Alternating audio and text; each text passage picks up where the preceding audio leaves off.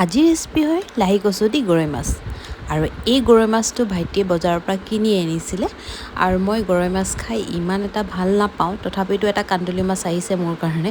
আৰু এইফালে লাহি কচু লৈ ল'লোঁ আৰু এয়া পটাত আজি মছলা পিচিছোঁ। আনফালে মোৰ জেঠাই মাছখিনি কাটি বাচি ধুই ধাই দিলে আৰু মই এতিয়া নিমখ আৰু হালধি দি ভালদৰে ঘঁহি ল'লোঁ। মাছকেইডোখৰ ফ্ৰাই কৰি ল'ম আৰু অকণমান যদি ফ্ৰাই কৰি লওঁ ইয়াৰ কেঁচেমা এটা গোন্ধ ওলায়, সেই গোন্ধটো নাইকিয়া হৈ যায়। আৰু একেবাৰে গোটেইখিনি মই ফ্ৰাই কৰিব নোৱাৰিলোঁ, সেইকাৰণে দুবাৰত মই ফ্ৰাই কৰি লৈছোঁ।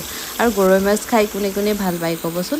মই গৰৈ মাছৰ পিটিকাটো খাই ভাল পাওঁ, তৰকাৰীটো ইমান এটা ভাল নাপাওঁ।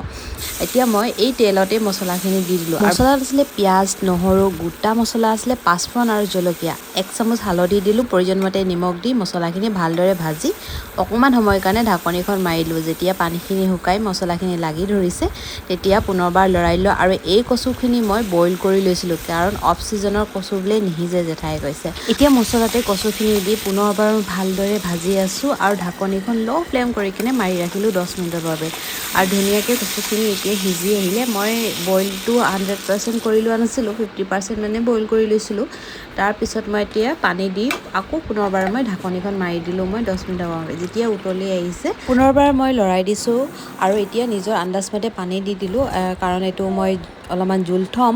আৰু পানী দি একেবাৰে মাছকেইডোখৰ দিয়েই দিলোঁ আৰু মাছকেইডোখৰ দি লৰাইছোঁ যে একদম সাৱধানকৈ লৰাব লাগিব, নহ'লে ভাঙি যাব, কাৰণ মই এইটো 100% মই ফ্ৰাই কৰি লোৱা নাছিলোঁ। এতিয়া ওপৰতে দি দিছোঁ মান ধনিয়া কাটি লোৱা নাই, এখিলা এখিলাকৈ দিছোঁ। দেখাটো ধুনীয়া লাগিছে। আৰু ৰেচিপিটো চাই যদি ভাল লাগিলে লাইক কমেণ্ট শ্বেয়াৰ কৰি দিব। নতুন চোৱাখিনি কৈছোঁ ফ'ল' কৰি দিব।